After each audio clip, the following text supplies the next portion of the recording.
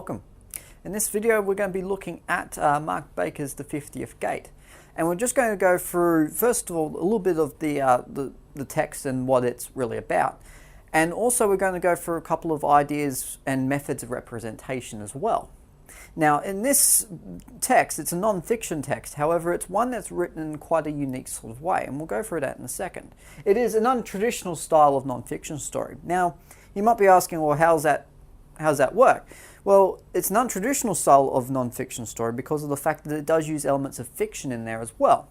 Now, it's not fiction as in he makes bits up. What he does is he uses historical research to inspire certain elements of the prose in the text, and basically writes what you would almost call reconstructions of events that happened in a sort of a fictional tone. So this is one of the ones which actually tries to bring history to life a little bit. Now usually, yes, I'm aware of what that normally means when you say someone brings history to life. It usually means it's something that's very, very boring.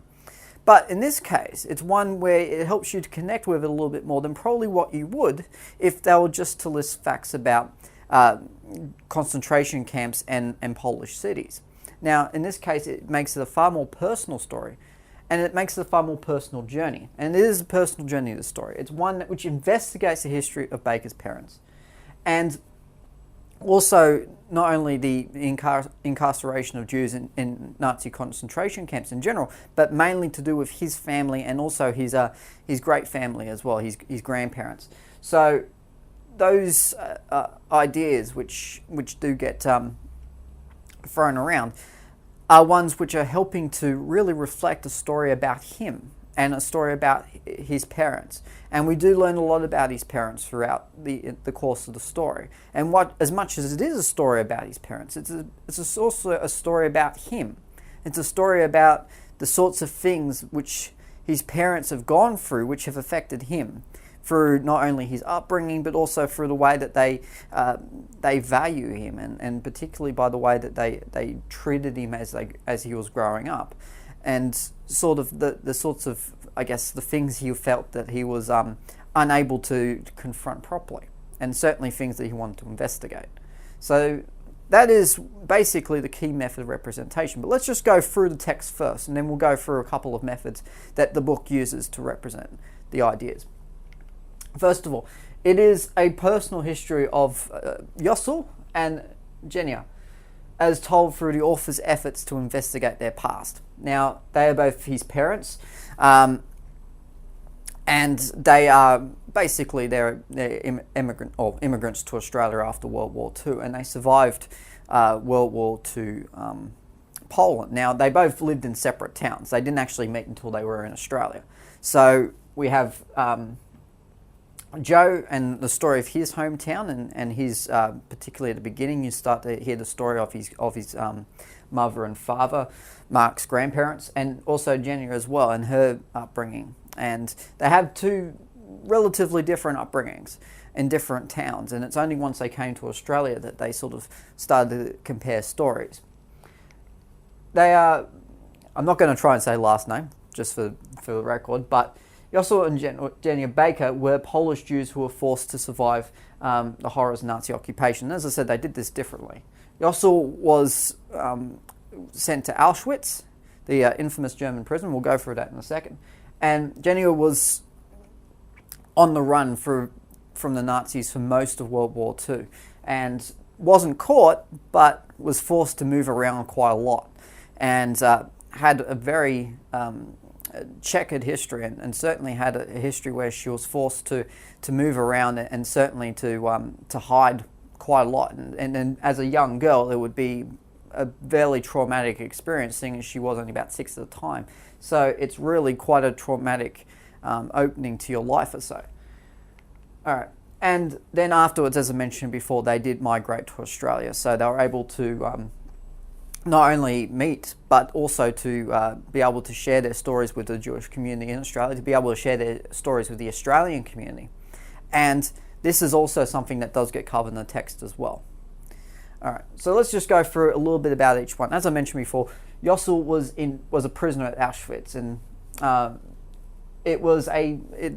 if you don't know much about Auschwitz and what happened, It was probably the most infamous and certainly the most notorious German prison camp, where at the hands of the gas chambers that were there, thousands, even millions, no one knows the exact number of Jewish citizens were slaughtered by the Nazi occupiers. And Yossi was lucky enough to avoid basically, avoid the gas chamber by doing some jobs around the prison. And by doing that, he managed to, I guess, make himself not a target for the gas chambers.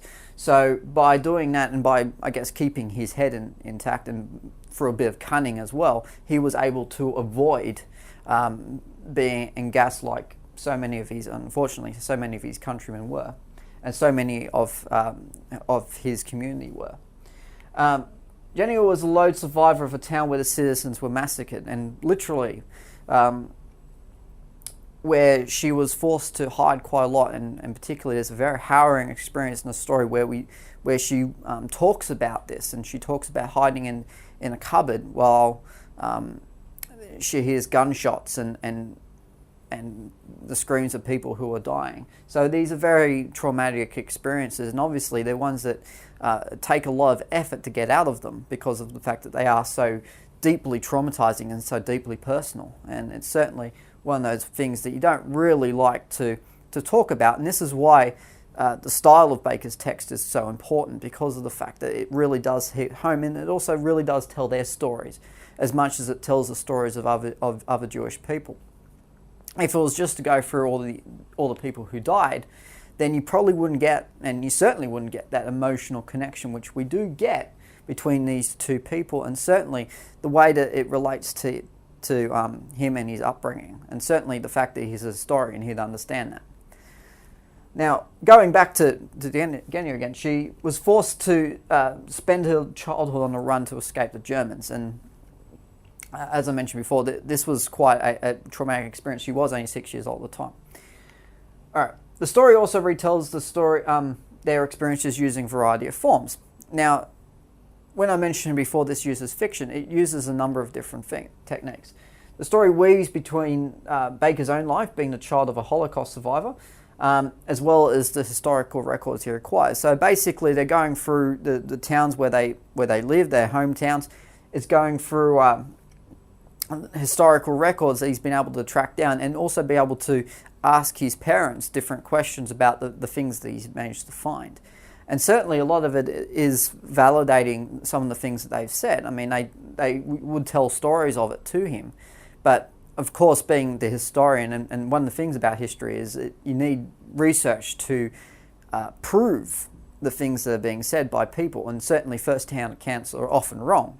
So in this story is pretty much a text which is about finding the truth in them. And he actually found that throughout the text that a lot of the things that his parents were actually saying were true, and were quite valid through the historical records, and also a number of other eyewitness accounts which are provided. Now, certainly you wouldn't call this a biased story. This is one of those ones where there have been a number of avenues of research taken. And while this is, yes, a personally based story, and yes, in that case it is biased, it's one where he's able to validate these things and actually be able to confirm through records, through both the Jewish town records in Poland, and also through the German records, all of these things which have been said. Now, it's also a personal account, and it's an account of the research process. And it basically not only does it, as I mentioned before, recount them visiting their hometowns, but other important places from their childhood, and also other important places from during the war. So it uses all of those things to basically tell a little bit about them, tell about where they come from, to go through their memories. And this is a challenge. I'll go through that in a moment. It uses other elements as well. It uses songs from their culture, historical records, personal testimonies, narratives. It uses a lot of aspects of the Jewish and the Yiddish culture to tell more. It even uses their school reports and records and things like that as well. So all of these things are helping to, I guess, set up a little bit of a tapestry of ideas and basically events in their lives which have essentially led to the people that they are. So that's one of the things that we do get out of this text, is we get a lot of different cultural references, and we get a lot of resources which help to tell a lot about the Jewish community, and certainly to do it in a way where we're not just telling a story about their life, we're telling a story about what they've lived through their music, their song, and through those things. And it helps to gain a bit of an appreciation of their culture, more than if you were just to tell their story. So it's one of those things. Plus, of course, through the language that they use. And certainly there's a lot of examples of Yiddish language in there. All right. Move on to representation. So as I mentioned before, it uses a variety of methods of storytelling. It attempts to also use voice. Now, what I mean by voice, and certainly it does this quite effectively, is it uses the voice of not only both his parents, but it uses the voices of the people that he is trying to talk, or basically talk through.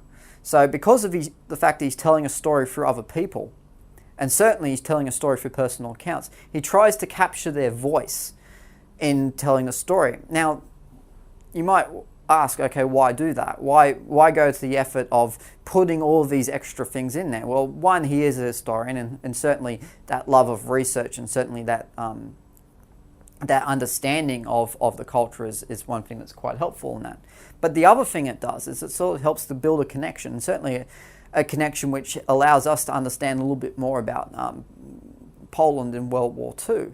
That it was a fairly mixed sort of place, that it was a place where the population was fairly, not only afraid, but they were worried about their own communities, and certainly they were worried about there were divisions within their own communities as well. And that's sort of one of the things that you get through telling it through their voice, which you probably wouldn't get if it's just a standard historical text. It's also a contrast between history and memory as well. Now, the reason why this balance is important is because of the fact that through historical documents and recorded accounts, we get a balance between not only what is told through history, but we also get more of a sensory and emotional one as well. We get that language that's communicated, and we get it in such a way that historical documents really don't do justice. So, of all the things that you're able to collect, it's much more applicable as well to have a memory in there as well, to have them be able to tell the story of what it smelled like to be there, what the weather was like, how cold it was. And even though you can find historical data to say, well, no, actually it was warm that day, they can still say, well, I can tell you other things about that day which that document won't tell you. And that's why there is a bit of a relationship between them, and it is a very important part of the story. He integrates the gulf between, I guess, a modern retelling of events and those which are basically inspired by research. And this is where historical fiction comes in. So certainly by looking at things through the modern day, and certainly this was written in a much more modern setting, we get, I guess, a bit of an appreciation, but nothing that we can fully grasp until we sort of see it through the eyes of someone who is there. Now, because of the fact that we can only sort of see off what the personal testimonies of survivors are, one of the things that Baker introduces is historical narrative, where he actually takes on the voice of someone who's been there.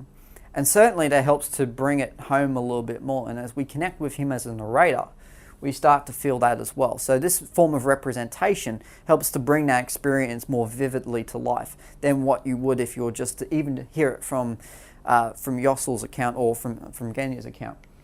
It also represents a journey and resistance to the parts of the journey from his parents. And obviously it goes through the challenges of the research as well. It's not just about what they found, it's about what they wanted to uncover. And there are many cases where the relationship between Baker and his parents gets strained because of the fact that he's trying to be a son and a historian at the same time, and it really does put a I guess, a strain on the family relationship. By basing the account not just on historical sources, it gives an account which reflects the family as well.